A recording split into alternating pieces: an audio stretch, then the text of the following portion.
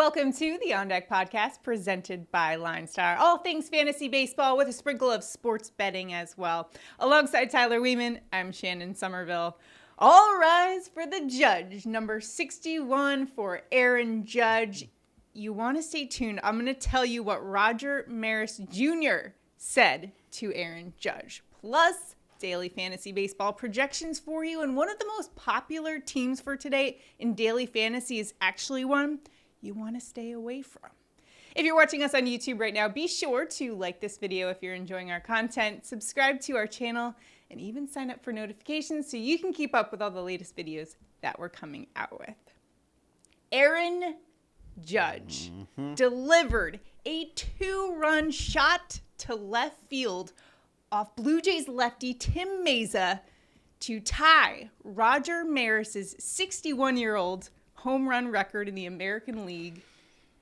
History made, and Aaron Judge cemented himself into the record books. What's your reaction? It's a big day. It's pretty awesome. It's interesting that also it's 61 years ago he hit 61. But yeah, I mean, Judge tied the record, but for it to really mean a ton, he's still got to hit 62. It was 117.4 miles an hour. His hardest hit home run of the season. He meant it. It landed in the Blue Jays bullpen. However, a fan did get a glove on it, almost caught Dropped it. Yep. And the camera shot on him, visibly devastated. Oh, yeah, that. He had $2 million in his reach.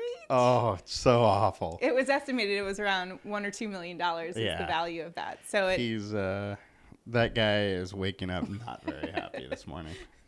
Lands in the bullpen.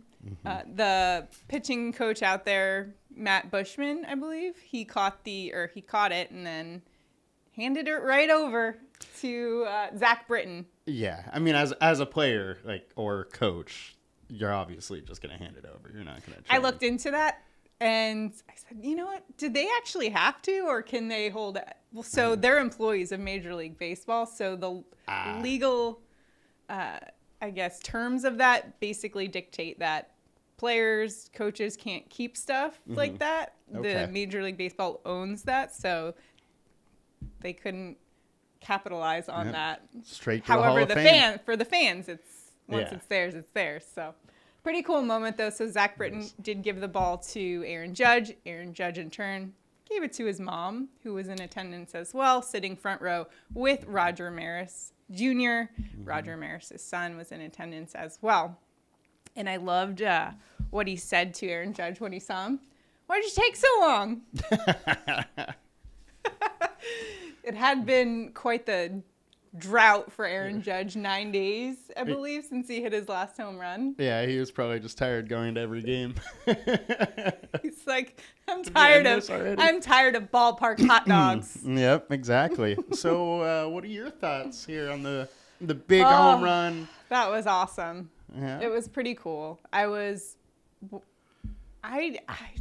I've been nervous this whole time, as you know. Every day on this show, we've talked about it for the past week. Is it going to happen today? Is it not going to happen today? You actually said on our show yesterday, it's happening today. Sure enough. Did. But I wasn't going to pick him as my home run call. Exactly, because if he didn't hit it, I would have blamed you. Exactly. So it was exciting. I definitely was bawling my eyes out. I'm not going to lie. I get really emotional over these things. I know they say no crying in baseball, but you can't help it. It's so exciting. I am excited to see, now that the pressure is somewhat off in terms of hitting that number, how many is he going to hit from here on out? The Yankees are off today. He doesn't have a ton of games left, so he needs to get one more in the last, 4 games? If you thought the home run race chase was exciting, the Triple Crown title in the American League still within Judge's reach. He still leads the American League in average, RBI, and home runs, all the batting categories. Barely. However, that margin, let me just tell you what that margin is. So Judge has a They have to go all the way down the decimals Yeah. to this one. 313,406. Mm-hmm. Twins Luis Arise, 313,321. This could get pretty infinitesimal of a difference as we approach the last games of the season. Red Sox Xander Bogaerts also in the mix there at 309. Judge still holds that minute, what is that, a billionth of a point? Crazy.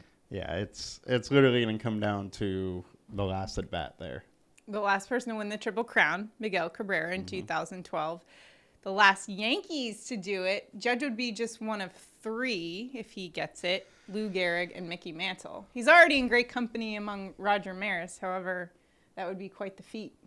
And all of that, and he could walk. He could not be in pinstripes next season. Not be. That is the craziest part of all this to me. I mean, if you guys would have seen me crying yesterday, you're going to see me bawling my eyes out if he leaves the Yankees. Yeah. I'll be so sad.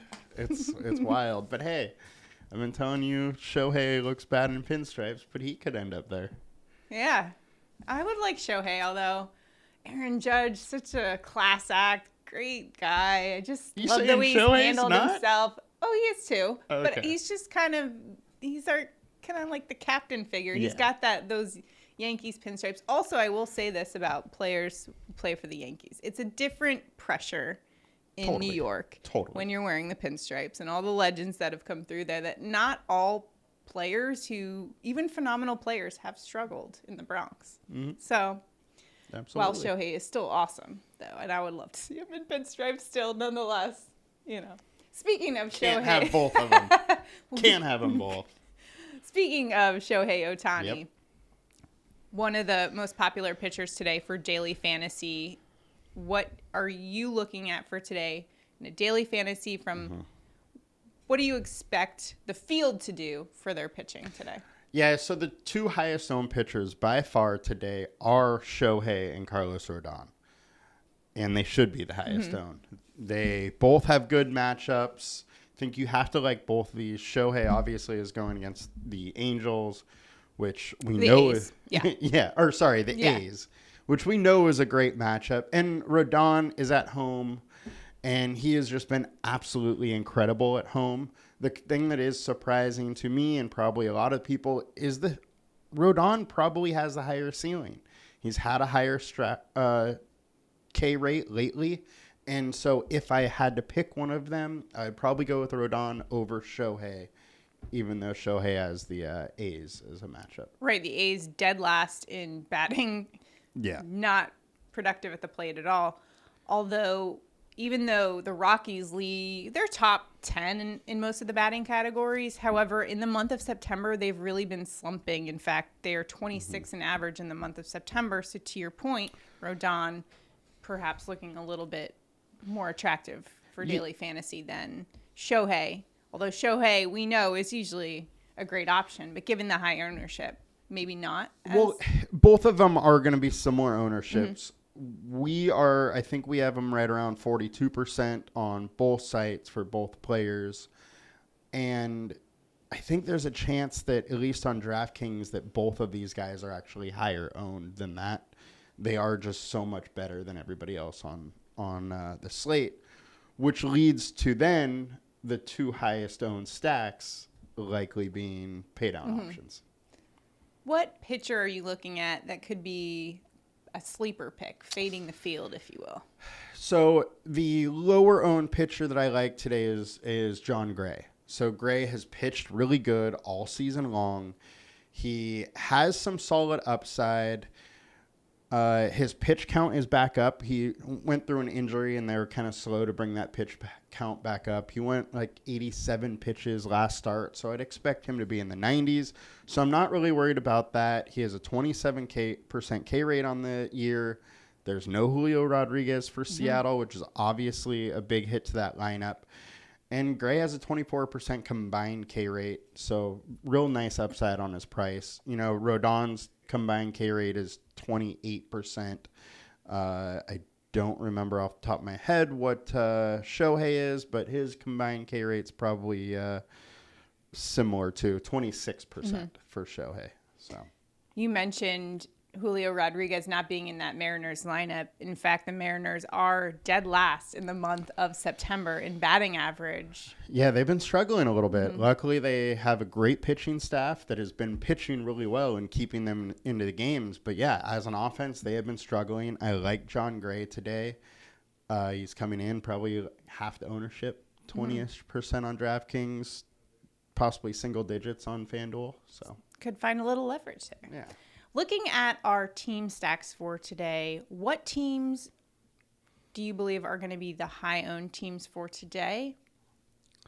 So I think the chalky build today is going to be going with on DraftKings. It'll probably be going with both Shohei and Rodon, and then paying down bats with the Rangers and the Angels. Okay. On FanDuel, it's going to be the Angels or Rangers, and then one of the high-owned pitchers, Shohei or Rodon. So Angels and Rangers coming in at the highest own today. The Angels are hitting lefties really well. The big issue I have with them today is you can't use Shohei as a hitter.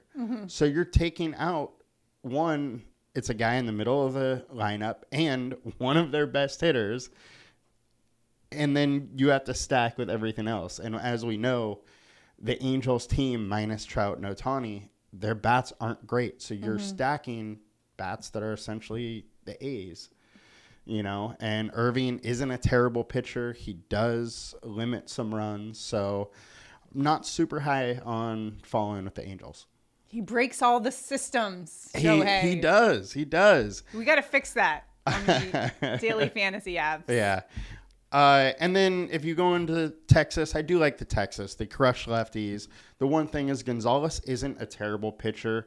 His numbers lately haven't been good, but he limits hard contact and he limits runs. He's a guy where his FIP is always way higher than his ERA, and it's been like that for years, but he just keeps getting away with it. And it's partly due to just it's soft contact that he keeps getting, hitters don't really tee the ball up. And so, that's one way to think about maybe getting away from there. But Texas is good versus lefties. So some leverage stacks here. What teams are you looking at to help find a little leverage today?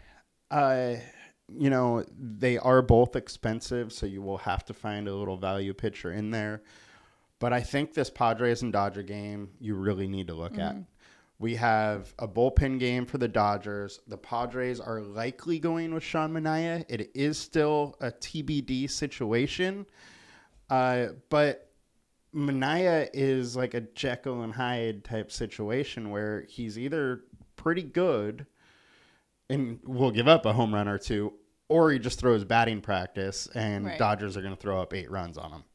So I think with it being a bullpen game for the Dodgers, Padres are very interesting. And conversely, if the Padres have Manaea out, you got to consider the Dodgers as well. So I like both games of it. As we get closer to the end of the season, a lot of these races are heating up for the wild card spot, including with the Padres, who are right now in that second wild card spot in the National League. Does that impact daily fantasy at all when you look at some of these games?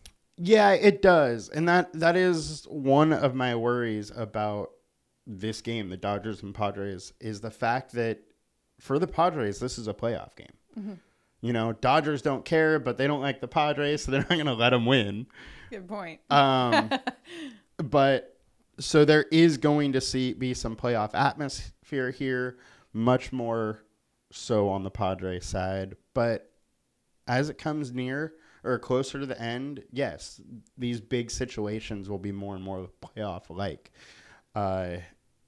And then the other games that don't matter, right? It's a total free-for-all. You don't know really what's going to happen. And you're also looking at pitchers possibly resting on teams that exactly. It becomes playoffs. More of like playing preseason, fantasy baseball. And so that's why, That's why you got to watch our show, so that you got to watch the show. We do the research so you don't have to. But also, you're going to want to start limiting your bankroll a little bit, just because there's so much wildness can happen here. If you want to play, that's totally fine. Just be a little bit careful with the bankroll. For all of that information, check out LineStarApp.com. Everything you need to dominate in daily fantasy and also in the prop beds. We have the new tool, Props Edge, to help you dominate the sports books on PrizePicks, Underdog, wherever you place your prop bets. So check it out, LineStarApp.com. Lock in your subscription, $29.99 per month. It's a great deal. Link to that is below. That's going to do it for us today on the On Deck podcast. Be sure to also watch our Thursday night football preview. We got a good one tonight. We've got the Dolphins at the Bengals. We broke it all down. That video is on YouTube, so check it out. We'll see you guys tomorrow. Have a good one. Have a good one, guys. Bye.